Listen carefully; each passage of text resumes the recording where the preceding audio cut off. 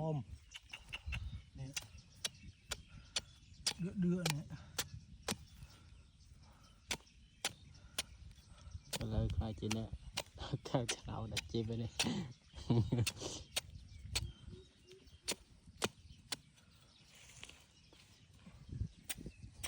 sài coi vọt phiết sạt sợi cái tâm chập đào ăn khinh thiêu sừng hạt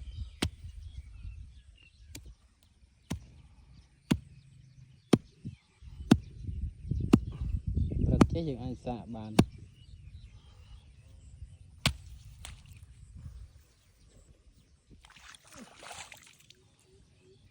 em sao đám này cái đào từ sài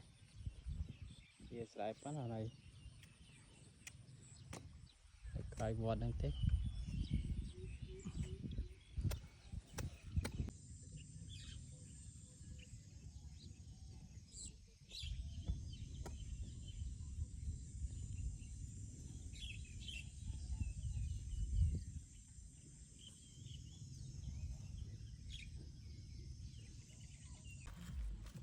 sọc sài sọt mà này cặp lư việt sài